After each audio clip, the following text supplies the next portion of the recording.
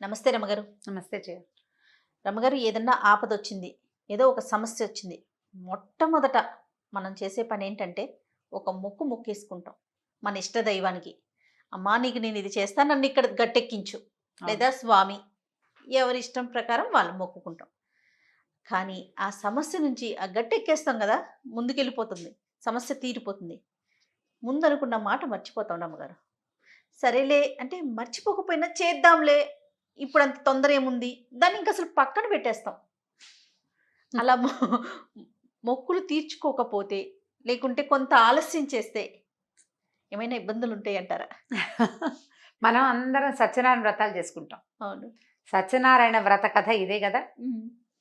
ఓ మొక్కు మొక్కటం, దాన్ని తీర్చపోవటం, ఆ తర్వాత చేద్దాం, ఇప్పుడు చేద్దాం, అప్పుడు చేద్దాం, డబ్బులు వచ్చాక చేద్దాం, లేకపోతే పని తీరాక చేద్దాం, ఏదో పిల్ల పెళ్ళప్పుడు చేద్దాం. పిల్ల పెళ్ళిలో మర్చిపోయారు, పెళ్ళైన తర్వాత మర్చిపోయారు. మర్చిపోతే ఏం జరుగుతుందో ఆ కథలో చెప్తారు. ఇలా జరుగుతుందా, దేవుడు ఇట్లా పగ తీర్చుకుంటాడా అని ప్రశ్నలు వేయకూడదు. నువ్వు ప్రధానంగా నీకు మాట మీద నిలబడే గుణమేది? నువ్వు దేవుడికి ఇచ్చిన మాటే నిలబెట్టవు, ఇక మనుషులు లెక్క ఉంటారు నీకు. నందే అంతే కదా. మనిషికి భగవంతుడికి ఇచ్చిన మాటే నిలబెట్టుకునే గుణం లేకపోతే ఇక ప్రపంచంలో ఎవరికి జవాబుదారీవి? నువ్వు ఎవరికి జవాబుదారీవి కాదు. నిన్ను జవాబుదారీతనాన్ని నీకు నేర్పించడం కోసమే మొక్కిన మొక్కు తీర్చకపోతే కొంప మునిగిపోతుంది, నెత్తడి చేస్తుంది, పళ్ళు రాలిపోతాయి అని చెప్పారు. ఇన్ని చెప్పారా రమ్మగారు? చెప్పలేదు మరి. వాడు చూడు, ఆ కథలో మనం ఏం చేస్తాం, సాధువు ఓసారి అరెస్ట్ అయిపోతాడు, ఓసారి నదిలో పడవలో ఉన్నవన్నీ రక్తరాశులన్నీ ఇవైపోయి ఆకులమైపోతాయి, పడవ మునిగిపోతుంది అల్లుడితో సహా. ఎన్నొచ్చినాయి ఇబ్బందులు. మరి ఇవన్నీ అవి కాదు. మొక్కు అంటే ఏంటంటే, మనం ఒక మాట ఇచ్చాం, ఈ ఆపద గట్టెక్కిచ్చు, నేను నీకు ఇది చేస్తాను.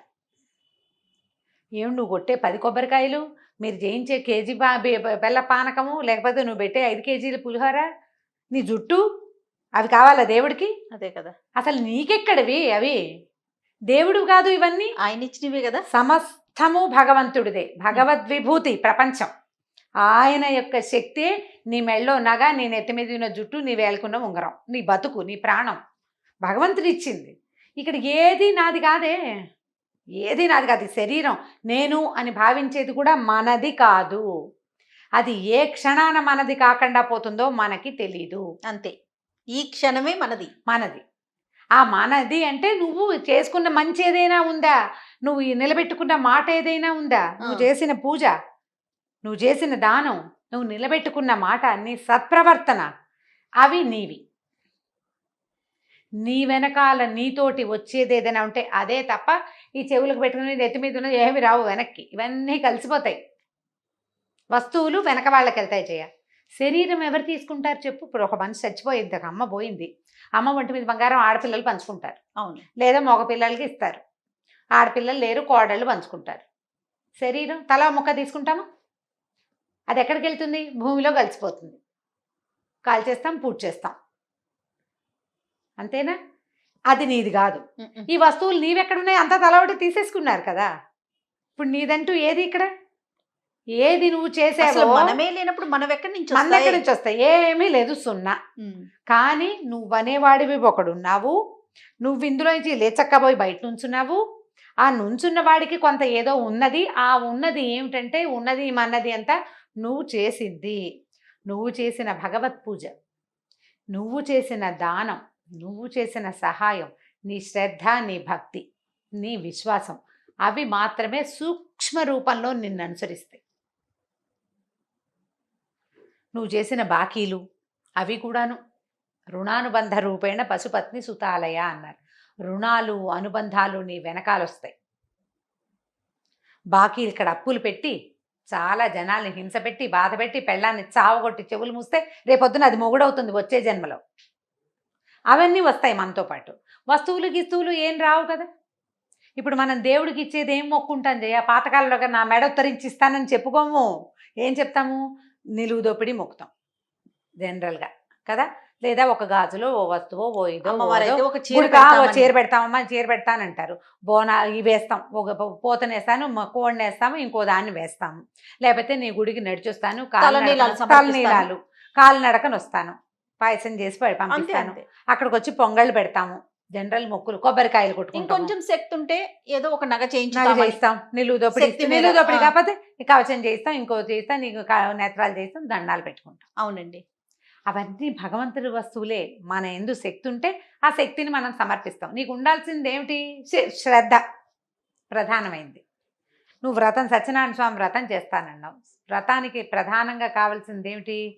కొబ్బరికాయలును, పప్పు, బెల్లము, గోధుమ రవ్వ కాదు. మతి, శ్రద్ధ ఉండాలి దాని మీద. భగవంతునికి ఒక మాట చెప్పాం, ఒకటి ఘోషణగా అనుకున్నాం, ఆయనకి మాట ఇచ్చావు. ఆయన విన్నాడంటే ఇక్కడ లేడు లోపల, విన్నాడు, ఆయనకి తెలుసు. నీ శ్రద్ధాలోపాన్ని సహించడు భగవంతుడు, పూజ లోపాన్ని కాదు. నువ్వు ఆ. పూజ చేయకపోయినా పర్వాలా, మట్టితో శివలింగాన్ని చేసి పూజ చేసిన వాడికి కూడా కైవల్యం ప్రసాదించాడు భగవంతుడు. మనం అవును. ఆ కథలన్నీ వింటాం. అవును. వాడు బంగారు పువ్వులతో పూజ చేయక్కర్లా, తులసి దళాలని ఆ మట్టితోటి దళాలు చేసి పెట్టిన వాడికి కైవల్యం ప్రసాదించాడు విష్ణుమూర్తి. బిల్వపత్రం చాలు కదా ఆ మహాశివునికి. ఒక్క ఆకు, వట్టి ఆకు, మట్టితోటి ఆకులు చేసి పెట్టినా తులసి దళం తీసుకుంటాడు. నీకు కావాల్సింది ఏమిటి? టోటల్గా భగవంతుడికి నీ దగ్గర నుంచి శ్రద్ధ కావాలి. ఉమ్. నీకు ఆయన మీద ఎంత దృష్టి ఉందో ఆయనకు అవసరం. నీ మొక్కు అనేది ఏమిటంటే, మొక్కుబడి అనేది నీ శ్రద్ధ.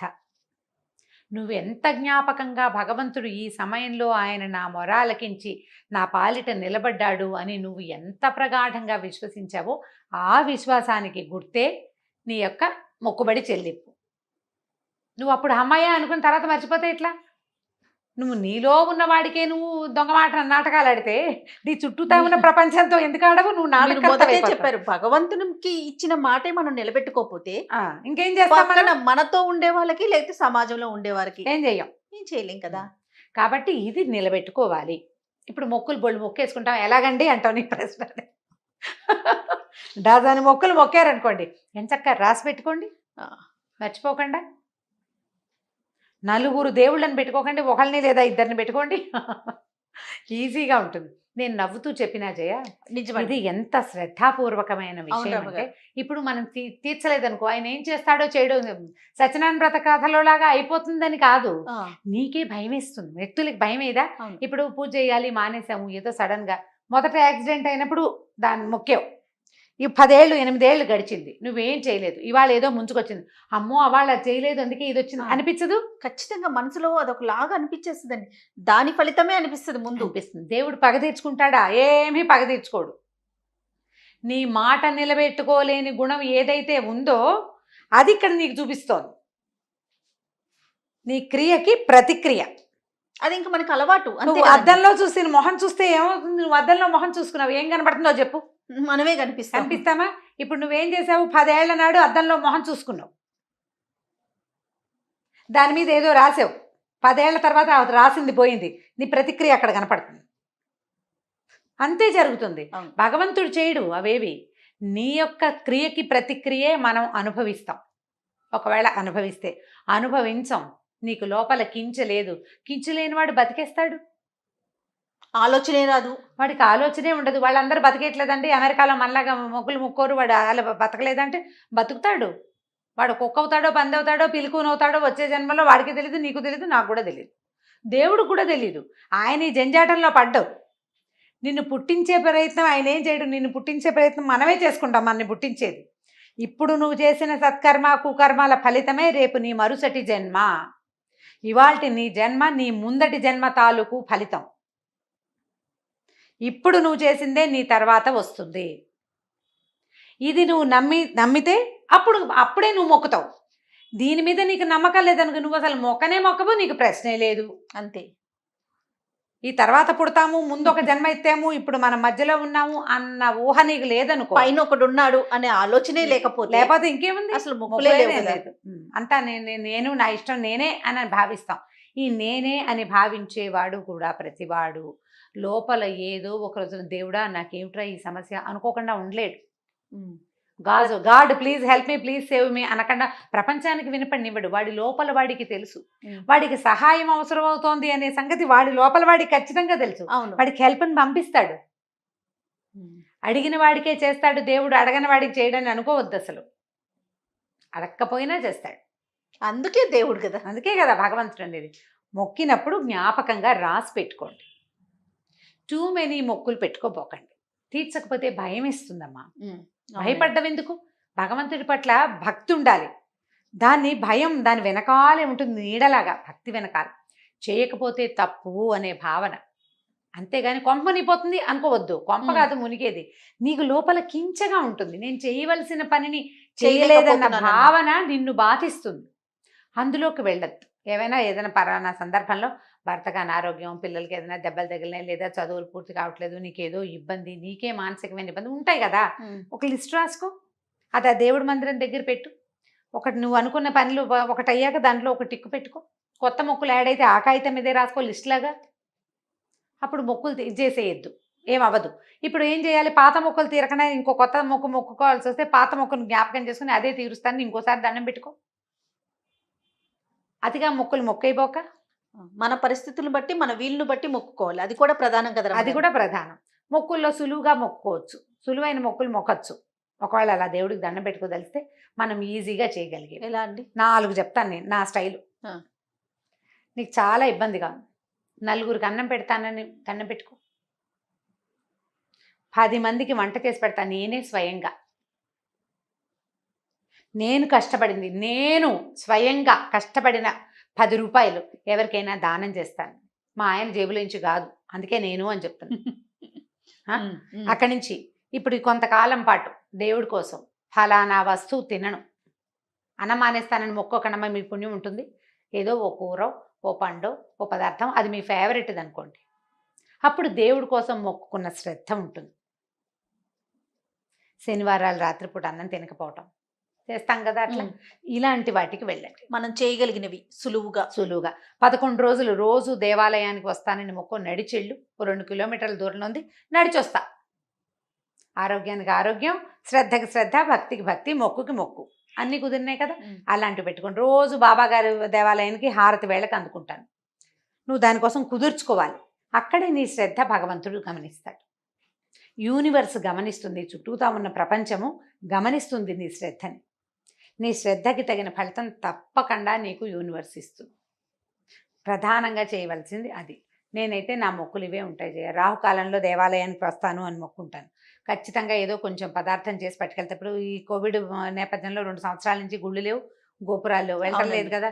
అంతకుముందు అయితే శుక్రవారం రాహుకాలానికి ఇంత చిటిగారెలు, ఒక డబ్బా గ్లాస్ బియ్యం పోయటం, గ్లాస్ పప్పు పోసుకోవటం, కాసిన గారెలు చేసి అమ్మవారికి నైవేద్యానికి గుళ్ళోనే ప్రసాదం అయ్యటం, 4 చిటిగారెలు ఇంటికి తెచ్చి పిల్లలకి పెట్టడం, అంతే. ప్రతి శుక్రవారము వెళ్ళేదాన్ని అట్లా. నేను ప్రతి గురువారము ఆ సమయానికి వెళ్ళాలి. అది పెట్టుకోండి. మీ సమయ పాలన ఇది అన్ని ఆలోచించుకొని మొక్కుకోవాలి. ప్లాన్ చేసుకుని దండం పెట్టుకోండి. అంటే ఆ క్షణంలో ఏదో తోస్తుందంటే అట్లా ప్లాన్డ్గా ఎలా పెట్టుకుంటాము అంటే, ఇప్పుడు ఆపత్కాలంలో మొక్కే మొక్కులు వేరు, భయంలో మొక్కేస్తాం. అలా కాకుండా సాధారణ నిదానంగా దేవుడికి దండం పెట్టుకునేటప్పుడు ఇట్లా చెప్పుకోవచ్చు. ఇది నా పద్ధతి, ఇది చేయమని చెప్పట్లేదు, ఇలా పెట్టుకోండి. ఇందులో మన శక్తియుక్తులు, సమయము, డబ్బు, మన దగ్గర మన ఆర్థిక పరిస్థితి, మనకి ఇతరత్ర సహాయపడే అవకాశాలు జనాలు ఉన్నాయా లేదా, అవి ఆలోచించుకుని ప్లాన్ చేసుకోండి. శక్తికి మించిన మొక్కులు మొక్కేసి అవి తీర్చకపోతే దేవుడు నెత్తని చేస్తాడని భయపడుతూ భక్తిగా ఉండకండి. భక్తిగా ఉండలేనేమోనని భయపడండి, అంతేగాని ఈ భయం కాదు మనకు ఉండవలసింది. ఈ జాగ్రత్త. రమ్మగారు, అమ్మో పలానా రోజు నేను మొక్కుకున్నాను, తీర్చలేకపోతున్నాను, ఏమవుతుందో అన్న ఒక భయం కనిపిస్తూ ఉంటుందండి. మీరు అన్నట్లు వేల్పుల మొక్కులు 1000 ఏళ్ళు అంటారు జయ. ఇలవేల్పుల మొక్కులండి. వేల్పు అంటే దేవుడు, దేవతల మొక్కులు 1000 ఏళ్ళు. ఈ సంవత్సరం తీర్చకపోతే వచ్చే సంవత్సరం తీరుతానని చెప్పుకో. ఈ ఏడాది రాలేపోయాం తిరుపతి, వచ్చే సంవత్సరం వస్తా. ఈ ఏడాది అక్కడెక్కడికో వస్తానన్నా, చేయలేకపోయా, వచ్చే సంవత్సరం చేస్తా. ఈ మొక్కులు ఎవరికైనా చదువుకి సహాయం చేస్తాను, ఓ పిల్లకి పెళ్ళికి సహాయం చేస్తాను, ఓ పిల్లవాడికి ఉపనయనం చేసుకోవడానికి సహాయం చేస్తాను, ఏదైనా హాస్టల్లో ఉన్న పిల్లాడికి ఏదైనా కొద్ది రోజులు నేను చేస్తాను. ఇదివరకు వారాలు పెట్టేవాళ్ళు, వారాల అబ్బాయిలు వస్తుండేవాళ్ళు ఇళ్ళకి. ఆ కాలం కాదు ఇది. ఇట్లా పిల్లల చదువులకి సహాయం చేయటం, అలాంటివి పెట్టుకోండి. మన పిల్లాడికి ప్రాబ్లం, వాడు ఎక్కడో ఫారెన్లో ఉన్నాడు, సరిగ్గా సెటిల్ అవ్వలా, ఏదో ఇబ్బంది అవుతుంది, ఓ భగవంతుడా ఇంకో పిల్లాడికి చదువుకునే అవకాశం ఇస్తాను, నా పిల్లాడిని సరిగ్గా సెటిల్ చేయి. నువ్వు దీనికి గుళ్ళో డబ్బులు కట్టేసి అక్కడెక్కడికో వెళ్ళిపోయి ఇక్కడెక్కడ ఎందుకు చేస్తావు? ఇంకొక పిల్లవాడికి ఒక జ్యోతిని చూపించు, ఆ జ్యోతి నీ పిల్లవాడికి కనపడుతుంది. ఆడపిల్లలు పెళ్ళిళ్ళు అవ్వట్లేదు, మీకు మన దగ్గర బాగా డబ్బులు ఉన్నాయి, జాతకాల్లో ఏదో సమస్య, ఎవరైనా పిల్లకి మంగళసూత్రాలు చేయిస్తాను, ఓ కన్యాదాతకి ఏమైనా ఇస్తాను అని దండం పెట్టుకోండి దేవుడికి. మానవ సేవే మాధవ సేవ. ఇప్పుడు వాళ్ళకి సహాయం ఏమిలా, నువ్వు ఒక చోట దీపం ఏం లేదు జయ, మన దగ్గర ఒక దీపం ఉంది, మన ఇంట్లోనే పెట్టుకుంటే తలుపులు వేసుకుంటే మన ఇంట్లోనే వెలుగుతుంది. 4 పక్కల తలుపులు తీస్తే ఈ దీపం బయట వాళ్ళకు కూడా కనపడుతుంది, ఇంకొకళ్ళకి కూడా దారి కనపడుతుంది. అట్లా చెయ్యి, అది నీకు ఉపయోగపడుతుంది. అలాంటి మొక్కులు మొక్కుకోండి ధైర్యంగా. పాత మొక్కులు ఉంటే భయపడకండమ్మా, వేల్పల మొక్కులు 1000 ఏళ్ళు అంటారు, ఫలానా చేస్తాను 4 రోజులు అని చెప్పుకోండి, తీర్చడానికి ప్రయత్నం చేయండి. ఈ మొక్కులు తీరకుండా కొత్తవి మొక్కోకండి, జాగ్రత్తగా. అంతే. రైట్. నమస్తే అండి. నమస్తే జయ.